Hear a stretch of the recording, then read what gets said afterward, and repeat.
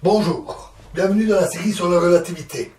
Donc nous avons notre géométrie de Schwarzschild et nous allons rechercher, ici pour commencer, mais bien entendu, on a des géodésiques radiales, par simple symétrie sphérique, mais on voudrait rechercher les géodésiques circulaires.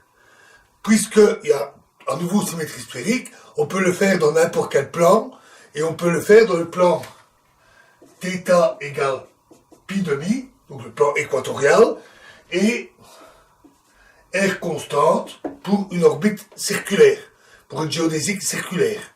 On part de l'équation géodésique, d nu, p nu, p mu, qui est égale à 0, et donc il s'écrit p nu, d p mu sur dx nu, plus P sigma gamma mu sigma nu, P nu égale 0.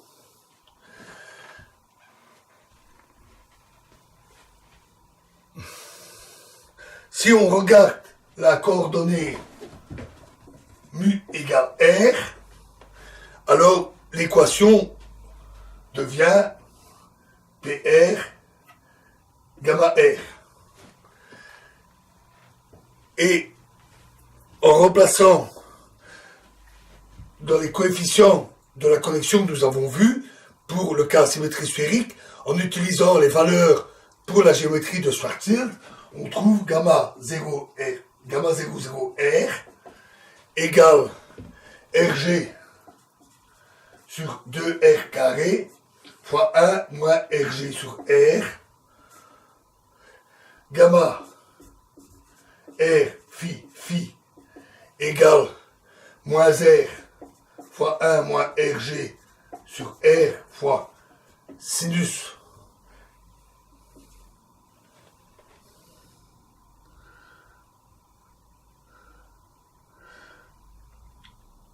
fois sinus θ, oui, je dis bien fois sinus θ, et gamma R θ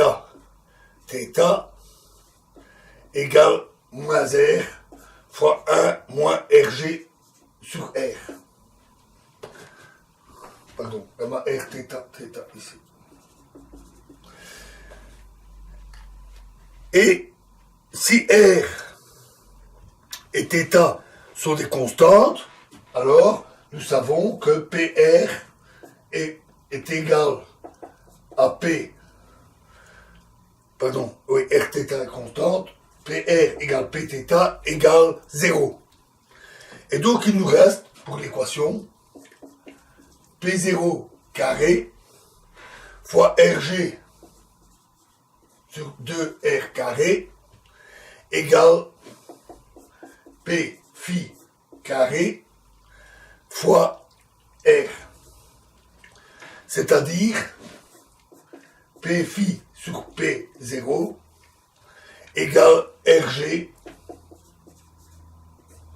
sur 2R cube. D'un autre côté, avec la définition du quadrivecteur impulsion, on sait que P phi sur P0 est égal à M d phi sur d tau fois 1 sur M d tau sur dt, c'est-à-dire d phi sur dt. Ici c'est au carré, pardon. Et donc la solution est d phi, l'équation finale est d phi sur dt égale racine de RG sur 2R cube. On a l'habitude de noter ceci oméga carré, c'est une définition, et donc les solutions sont phi égale plus ou moins oméga t. Donc une orbite qui tombe dans un sens ou dans l'autre avec une fréquence donnée par racine de RG sur 2R3. Il reste encore à voir de quel type de géodésique il s'agit. Donc on a des géodésiques circulaires, mais est-ce que c'est des géodésiques de type temps, de type espace, etc. Pour ça, on regarde le produit scalaire, PP. Il est égal à G mu, P mu, P nu. Et donc ici, il se réduit à G0, 0 fois P0 carré, plus G phi, P phi carré. En remplaçant par les coefficients de la métrique de Schwarzschild, on trouve moins 1 plus 3 RG sur 2R fois P0 carré. Et donc on a 3 cas. Dans le premier cas, le rayon de la géodésique est supérieur à 3 RG demi. C'est-à-dire pour un trou noir de rayon RG, c'est à 150% de ce rayon du centre, donc un demi-rayon plus loin. Pour un rayon R supérieur, ce nombre est négatif, et donc on a une géodésique de type temps. Il s'agit donc d'une orbite possible pour un corps massif tournant à la vitesse appropriée. Pour R exactement égal à 3 RG demi, ce résultat est égal à 0.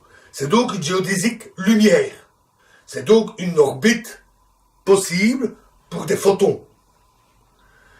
Notons d'ailleurs que cette orbite est instable. On peut le vérifier en calculant une petite déviation à cette orbite et voir comment elle évolue, et le photon très rapidement soit tombe vers le trou noir, soit s'échappe à l'infini.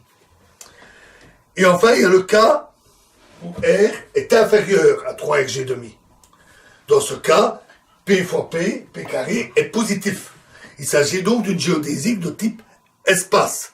Ce n'est pas une géodésique de type temps, donc ce n'est pas une trajectoire, ce n'est pas une orbite possible.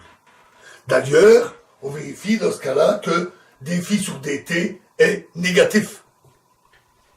Dφ sur dt est imaginaire. Par conséquent, ça ne peut pas être une orbite d'un corps ou d'un photon.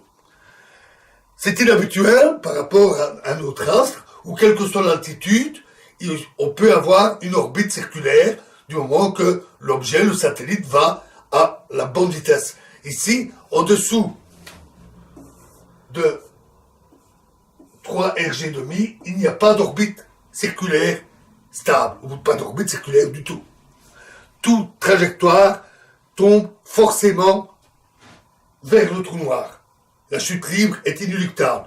Notons, ça ne veut pas dire au moins au-dessus de l'horizon des événements, au-dessus du RG, ça ne veut pas dire que cette zone est inaccessible de manière stable. Il suffirait de quitter la trajectoire géodésique, d'utiliser par exemple des fusées suffisamment puissantes que pour maintenir son altitude. Imaginons l'expérience suivante. On a notre trou noir et on a un tube circulaire autour et un individu qui est à l'intérieur. On peut même imaginer que ce tube est opaque. Dans le cas 1, le premier cas, au-delà de 3 RG demi, rien de spécial se passe. Ça peut être un rayon lumineux, suivrait une trajectoire comme ceci.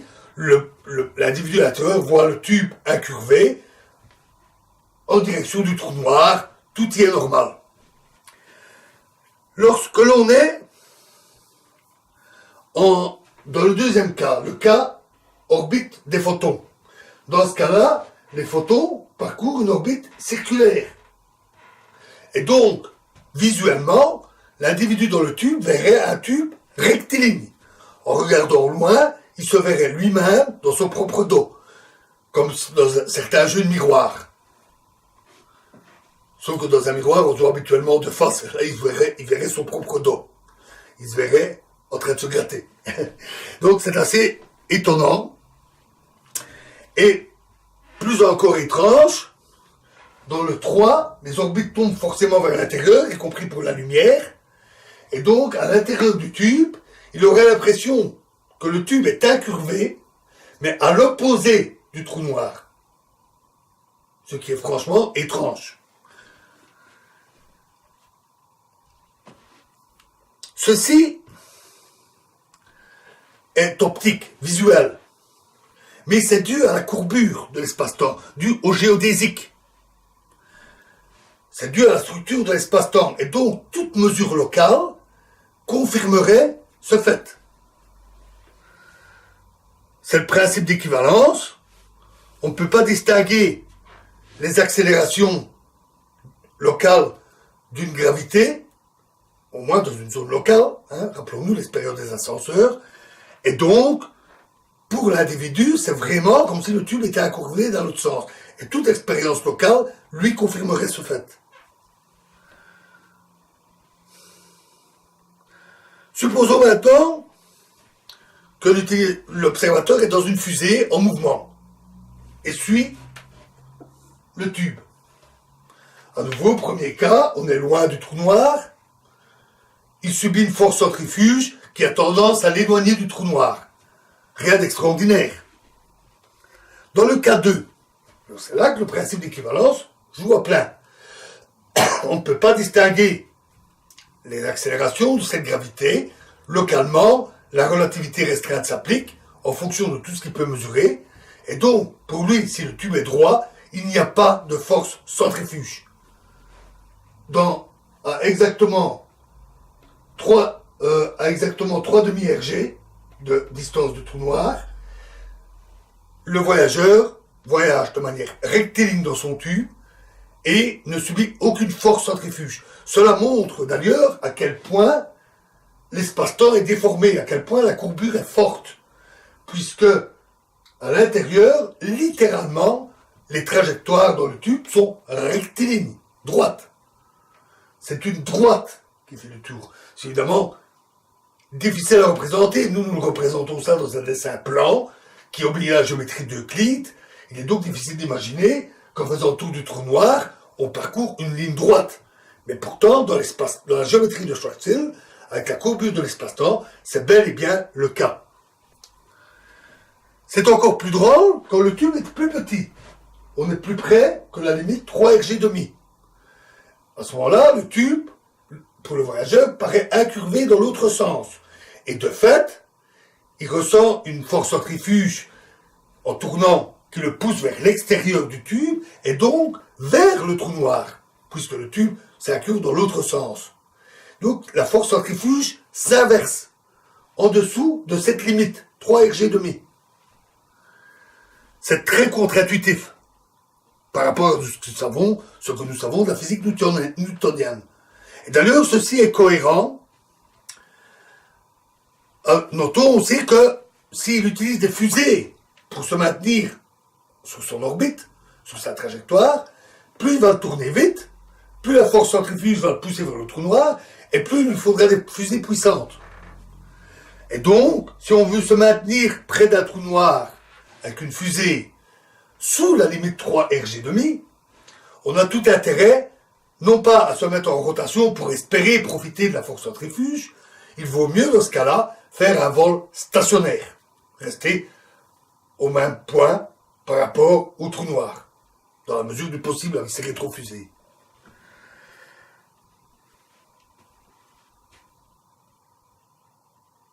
Notons que tout ceci est d'ailleurs cohérent avec le fait qu'il n'y a pas d'orbite stable, circulaire, donc d'orbite du tout, en dessous de 3 Rg².